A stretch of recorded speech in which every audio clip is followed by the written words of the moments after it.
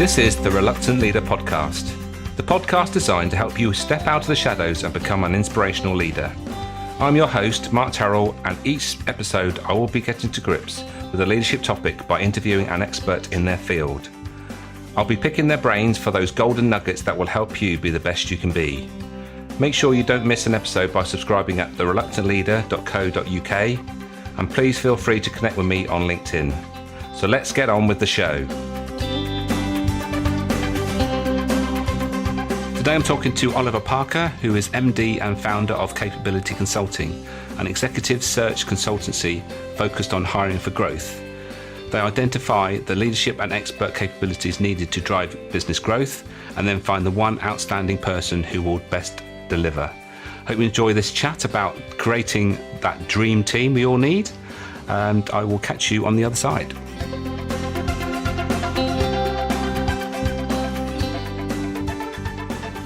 So Oliver, welcome to the Reluctant Leader Podcast. Thank you very much. I've met you a few times, and we always have an interesting discussion about hiring and recruitment and all the ins and outs. So I'm looking forward to an interesting conversation. Before we go down that route and start talking about how we can hire our best team, just tell us about why you do what you do and what was the pivotal moment that took you down this path. I suppose first I'd probably say that I've been doing it for a long time, but not all of that time quite the way that I do it now. Mm-hmm. So I started off in recruitment more than 20 years ago, and I was working with one of the big national, big names in the recruitment sector. And I liked the idea of, even then of making a big difference for a company that I was recruiting for and for that person's career. Mm-hmm. To be honest, though, it wasn't quite what I expected when I got into it. And if I summarize by saying that my boss had one rule that he used to drill into us, which was spray and pray. Oh dear. It basically meant that you'd get a job on, as many jobs on as possible, and then you'd get as many CVs that sort of vaguely were relevant to them, and then throw them at your clients so that they didn't have time to speak to any other recruiters, and hopefully one of those CVs would fit. And it was very, very hit or miss, to be honest, the results. So about 15 years ago almost, I set up my first recruitment company with the aim of doing it better than that. And that's really, in terms of pivotal moment, it's evolved over that time. But really, a couple of years ago, when I set up my existing company, which is Capability Consulting, I made the decision to do it without compromise. In terms of being that much more thorough and diligent in the recruitment process, which is what I do. Mm-hmm. I had been doing that for a while, but now I just decided that in order to get the right results for the businesses I was working with, I really needed to do it, as I say, without compromise. And I think that was the change, and that's the basis of this company, really. Right. No more spray and pray. No more spray and pray. No, it doesn't seem like a great philosophy when you're trying to hire the right people for the right job. I think it's a terrible philosophy, but it's a very common one, to be honest. Still, right. Yes. It always surprises me that the recruitment industry and even the way that employers generally approach recruitment is often the same. Mm. Yes. I think it's just the way that people have grown up with it. Yes. Yeah. I suppose it's habit, isn't it? People just assume that's the way things are. Exactly. And I think from my experience, when people start talking about recruitment, would it be fair to say they have a similar sort of, I generally get the same sort of reaction to when maybe we're talking about estate agents. They're in the same sort of bracket. They're not really held in much esteem. Well, I think absolutely. Very similar sort of perception of the industry. And in most cases, I think it's perfectly fairly deserved. Right. I think recruitment isn't it's not a cheap service, and therefore, if you're going to if demands significant fees, then really you should put a lot of work into it and get the result. You should be able to guarantee that you're going to get the result that the business wants. Yeah, and that isn't common in the recruitment industry, unfortunately. No. Okay. So what we're obviously going to talk about how we can hire the right team member and obviously grow the right team. For any business leader, that's important because it's not about them doing it all themselves. They need the right people around them. Yeah. So you've written a really interesting document which you've called Hiring for Growth, which has lots of tips around how you can find the right people. And the things I picked a few things out actually that were interesting. Actually, one thing that jumped out at me was that it's not just a one-way thing; it's a two-way. So it has to be for the employer and the employee to have success. Do you want to just explain what you mean by that? Absolutely. Fundamentally, it really has to be a win-win scenario. The way that most companies and most recruiters approach recruitment is that they create a job spec, which is vaguely the responsibilities under the role. They find a load of CVs by advertising or through a recruiter, whatever means. And the ones that sort of match enough, they then decide to interview those people. And there's no real sharing of information about what the opportunity really is, what the role really needs to achieve. The responsibilities that are usually on a job description are often very different from what that role genuinely needs to achieve. And I think, again, you mentioned bad habits. This is something that it's sort of fairly endemic, and people tend to do that. And so when somebody goes for an interview, they're selling themselves. The company is trying to sell itself. There's a kind of standard facade that everybody has in an interview. Yes. You don't meet the real person. And so the candidate just doesn't find out if that really is the right opportunity for them. And the worst case scenario for me is to go through, that I can see for a business, is to go through all of that process of recruitment, and then for the person to come in and 3 weeks or 3 months down the line, realize that they made a terrible mistake. Mm-hmm. And, there's a huge proportion of people in the UK. Gallup produce a report called The State of the Workforce. I think it's every 3 years or maybe every 4 years. And in 2017, they recorded that 92% of the UK workforce were disengaged from their work. Only 8% were actually engaged in what they did, actively engaged. That's quite staggering, isn't it? It's just, it had gone up really. It was, I think, 85% in 2014 or whatever. So it's getting worse. And I think what happens is that very often people recruit, and then a few months down the line, potentially that person leaves, which causes you cost, time, lots of hassle, or even worse, they end up staying. Yes. Who wants somebody who's that disengaged, maybe even to the point of being disruptive in their business? So the business ends up getting run or operated by a core few people, and the rest are they're getting a paycheck, but they're not really delivering very much, or receiving. No, they're not enjoying it. Yeah, I guess it's the better the devil you know scenario, isn't it? That most people say, well, they might get better or things might change. Better stick at it rather than go through the turmoil of finding someone to replace, because it's quite a process, isn't it? It's something that nobody really relishes. It's very difficult. It's difficult for both sides, and I think you're absolutely right. I think often the candidates stay in a role that they're not happy with. And probably not doing a very good job in because they're not happy in it. And they stay there because the process is a nightmare.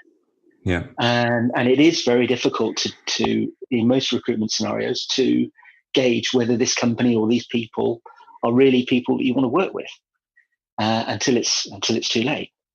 So I think that win-win scenario is hugely important. That really just means knowing exactly what the opportunity is up front, and being prepared to share sort of warts and all what the reality is of the role.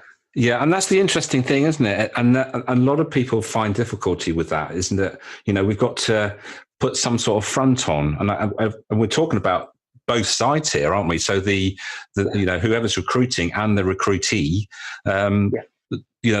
if they're both putting a front on, when it comes to the actual, when they start, it's really going to be a problem, isn't it? Because, all of a sudden the veils come down and the real business and the real person match, or they try to match, and maybe they don't. I guess that's the scenario, isn't it? Absolutely. I think it's interesting that companies or hirers, leaders of teams, often forget that recruitment is actually a marketing process. Like finding a new member for a team is very much like finding a new customer for your business.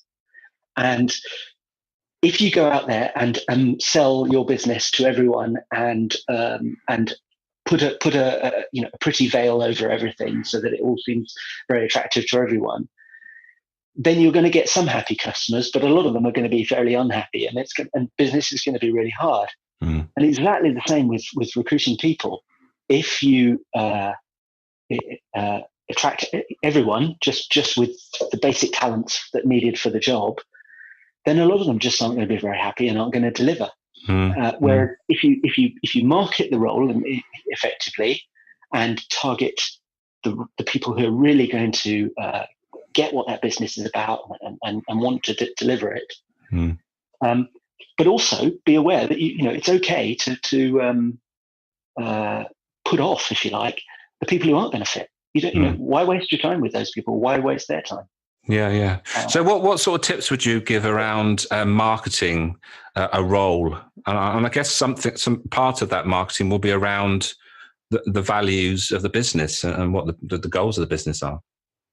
I think that's really important. One of the things I do is I'm fairly skeptical of job descriptions, as in the traditional sense. But I do create a kind of role profile, something that describes the essence of the role, how the company operates, what's great about this role, what's not. Again, the warts and all scenario, which will appeal to a certain kind of person, to the person who will really excel in that role and in that business. And other people would look at it and think, "Oh my God, I don't want to work there," which is great. You don't need to waste your time with those people. And it's like I mentioned, it's more of a marketing document. Same effort should go into appealing to that person's emotions and connecting with them. And it's not just a list of responsibilities. It's what can they get from the role, from the business? What challenges? What can they offer? People like to do good work. They really do. People want to go to work and do something brilliant for the company. Nobody wants to go to work and be disengaged and begging for Friday afternoon. And if you find somebody who really wants to be there, the rest of the getting what you need from them is easy. Yeah. And absolutely, I back that up, because with the work I do, I know that the majority of people are very much driven by making a difference and feeling they're making a difference. And obviously that's another issue, really, is to make sure that your team actually feel they are making a difference, and probably time that's for another conversation. But it's interesting when you get to that, go through the process. Obviously, once you find people that might fit the job description and might be the right sort of people, how do you conduct the interview so that you bring out the things that you are really important to you and your business? Well, I think there's something very important has to happen before the interview. And this is relatively easy if you're using a recruiter, but a business leader can do it themselves. And that's the sort of pre-interview phase, getting in touch with the candidate, usually initially over the phone, and actually finding out what their aims are in life, in their career. What things do they really want in terms of the talents that they have? What do they really think they want to use going forward? So one of the problems is if you present a job, an opportunity, let's say, to a candidate, it's another human nature thing. Even if they don't want the job, they'll usually try and sell themselves into it. Right. We can't help ourselves. Somebody sells us in the job. We say, "Oh yeah, I'd be perfect for that. I'd be really good at that." Yeah. And this is what happens in interview. People can't help themselves but to be positive and promotional, self-promotional. So if you ask them about themselves and about what really motivates them, what really drives them, what sort of opportunity they really want up front as a broader question, and then if they give you the clues to which seem to match the opportunity that you have, then you go into talking about the opportunity. And when you talk about the opportunity, it's really important to be very, very upfront in terms of going back to that warts and all aspect. Tell the person the pros and the cons, and if they can't take the cons, you've had a lucky escape. They don't, and they're not going to come on board. Yeah. So all of that needs to happen, in my view, but well before the interview. Yeah. So that when you get to the interview scenario, instead of having this typical sort of theatrical facade on of selling oneself, the candidate's coming in really to have a discussion about how they're going to help achieve your business objectives. Mm-hmm. And then it's a real frank discussion, person to person, none of this nonsense that normally happens. Because let's be honest, the standard interview process is maybe an hour, 2 if you're lucky. Yeah. It's not enough to really get to know somebody, especially if that facade is on. Yeah. What interests me, again, going back to the Hiring for Growth document, is some of the questions you encourage asking. One of the questions is about their boss's last name. Can you explain about how that's useful? Well, there's this sort of typical thing everybody asks about people's strengths and weaknesses, and which, obviously we really do want to know what their strengths and weaknesses are. The trouble is everybody knows that we're going to ask this question. So everybody had a kind of pre-prepared response to that. I'm a team player and all that sort of stuff. Yeah. Yes. I'm such a perfectionist that I won't stop them, working until I've got the perfect result for my boss. Yes. So in order to get around that kind of canned response, I've got it's actually 5 steps to it. So we start off by asking their last boss's name. And then you actually ask them to spell out the full name. That second part is really important. It really focuses their attention because you haven't actually said so, but it really strongly implies that you are intent on speaking to that person after you've had this conversation. And so you're going to have a comparison against, so it puts them on the point of actually realizing that they're going to need to tell you the truth straight away. And then you ask them, tell me about Joe Bloggs, whatever the boss's name. What would they like to work with? And this isn't a question asking about them. It's about the question is about their boss, but it tells you an awful lot about how they related to them and what they got from that relationship. And then the third step is to ask, what could they have done or perhaps done differently that would have enhanced that working relationship with that previous boss? Right. And that tells you, it gives you an idea that there are two types of people. There are usually people who are problem solvers, or there are people who are problem bringers. Okay, so you can sort of pick up in the language and the way they describe things whether they are a solver or a bringer. Absolutely, yeah. Because we another thing we tend to do in interviews is we tend to ask questions that lead them to a certain answer. Yes. So let's say, for example, you want somebody who's got a strength in I don't know, people management. You might ask them a question.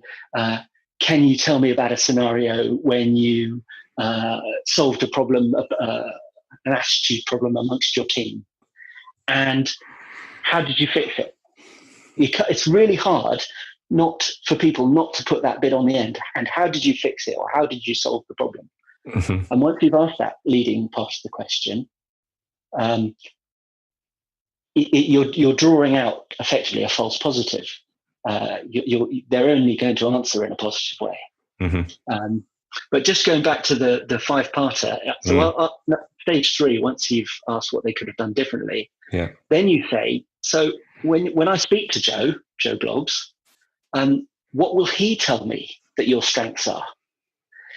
And because, again, you've implied that you're going to be speaking to Joe Bloggs, they start telling you about their own strengths, their real strengths, not just the canned response version. And then lastly, you say something to put a pleasant spin on it. You can say something like, so we've all got areas we'd like to improve. So when I speak to Joe Bloggs, what do you think he'll tell me your weaknesses are? And again, they're put on the spot, and they'll probably give you a pretty accurate answer. Strengths and weaknesses. And that, for everybody, every role that you recruit, that's going to be crucial. Yeah. But it's actually quite hard to get that truth from. Yeah, absolutely. I was going to ask you, from an employer, if so, we're talking about someone in a leadership position that's trying to recruit the right person.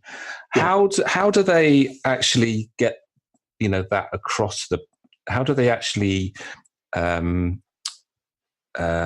describe like the business? What tips would you give them to how to do that, and what process do you think they should have gone before then? It's interesting you say that, because I mean I take this to a degree for granted, because it's obviously something I do all the time. But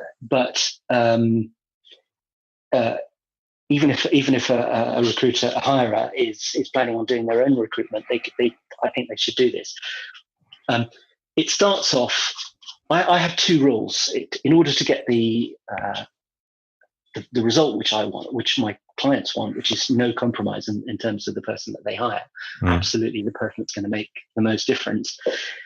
It always has to start with not making assumptions, and we do this so easily. We make assumptions about our business, about the kind of people that are out there. Recruiters do it. They claim to be sort of sector specialists or this sort of thing, and because they think they know their market, they make assumptions. And I think the process has to start with deep research, or if you're not using, if a business is not using a recruiter, then sort of a deep introspection on what does the business really trying to achieve? What is this role need to achieve to achieve the objectives of the business? Are there specific outcomes? Very often people recruit a person and then they might find themselves disappointed 6 months later because they never actually said what they need that person to achieve, and that person's in the role is probably confused as well. But if you analyze what realistic outcomes need to be achieved right at the beginning, that helps you to evaluate the candidates that are coming through. I don't know, let's say it's a sales role and the person needs to achieve £100,000 of new business in the first 6 months, just for argument's sake. Yeah. You can start then thinking about questions about their previous experience to see if they've done that kind of level of sales before. But if you don't have that kind of fairly specific outcome in your mind when you're interviewing, it's quite difficult to benchmark the person who's coming through. Yeah. You mentioned values earlier on. Values are hugely important. Yeah. I think a lot of business leaders kind of think they have a pretty good idea of their values and their business values, but it's not always that clear, and it usually doesn't come through in a recruitment process. So sometimes it can be worth sort of revisiting that and really. Sorry. No, I was just going to say something. You talk about. I was just going to say about mindset, really, and you talk about going into it with the right objectives, but also it's having the right mindset. Almost telling yourself that the right person is there. I've just got to do the right things to attract that person. If you go in with the wrong mindset around, there's only a certain amount of people and it's going to be really difficult and all those sort of things. But if you go in with the mindset of, the right person's out there somewhere, I need just to do everything I need to do as much as I possibly can to attract them. Yes, absolutely. There's a lot of mindset. I think a lot of people have had really bad experience. You started off by talking about the perception of recruitment industry, and I think a lot of that's because people have had bad experiences. They've recruited and it's turned out a disaster, and that leaves a sour taste in your mouth, and it leaves you thinking that it's actually a really difficult and a really complicated process.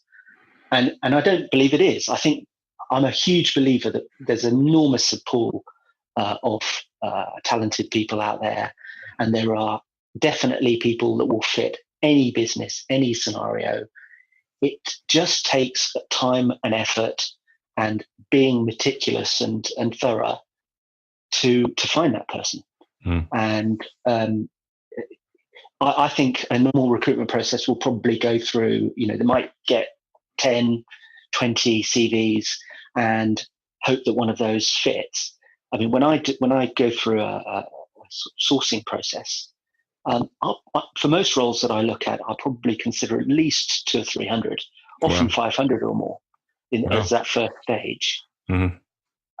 So if you think about it, just from a numbers point of view, the odds of me finding the right person are significantly higher just because I've gone through 10 times or 20 times as many people. Right. Yeah.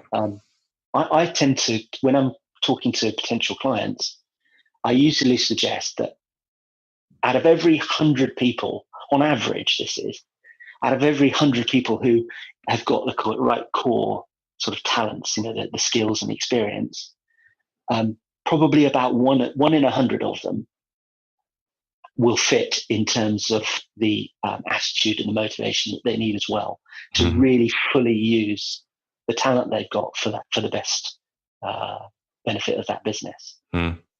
So on that basis, if you go through 200 or 300 candidates, all of whom on paper could do the job, you've got a pretty good chance of finding one who will be really outstanding. Yeah.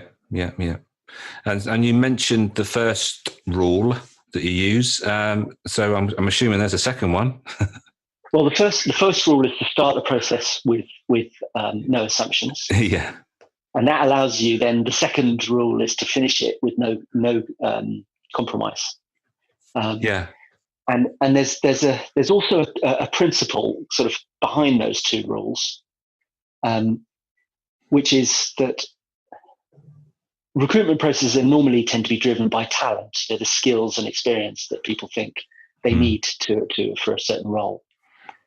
But if you expand that a little bit to look for somebody who not only has the talent, but also gets what the business really wants to achieve, and thirdly, really wants, has the motivation to achieve that same objective, then that person is going to really use that talent. So if you follow that principle of finding, yes, the talent, the skills and experience, but also somebody who really gets what the business wants and wants it at the same time, then you're onto a winner. And you can do that by starting the process with no assumptions.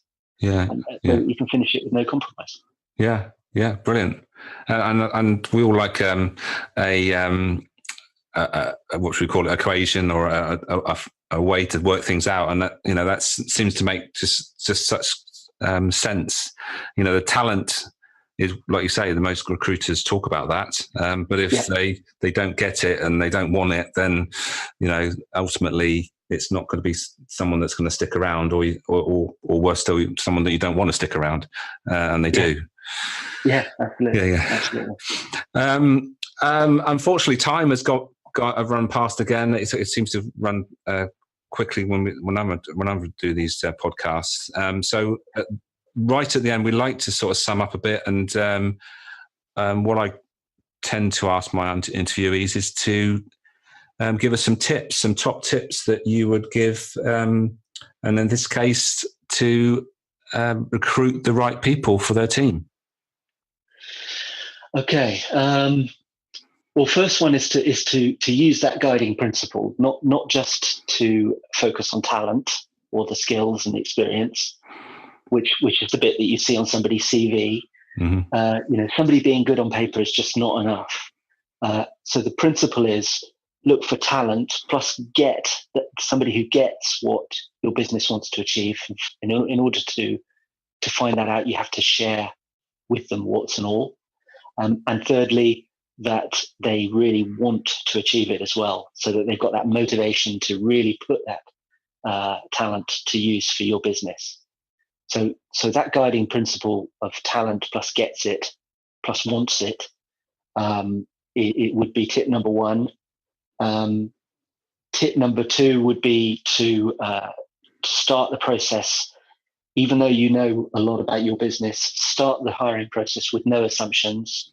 Look at the mission of the business, what it needs to achieve. Look at the outcomes that the role should focus on, values, plus obviously the talent, and also the what I call the X factor, the attitudes, the traits that will work in your business. And write all of that down and use that as the basis for the questions in the pre-interview assessment, which is what you might do over the phone before you meet the person face to face. Yeah. And then finally, when you're interviewing the candidates, and through the whole sort of sourcing process, don't compromise. There is always somebody outstanding available somewhere. It just takes a bit of effort to find them. Yeah, brilliant. Well, thank you, Oliver. It's been a great. I've really enjoyed talking about this subject, because it's such an important part of a leadership role is to find the right people to work with, so that you can get the success and take the business where you really want to take it. So, thank you again for your time. For now, we'll say goodbye, and hopefully we'll speak again sometime. Excellent. Thank you very much, Mark. Appreciate it.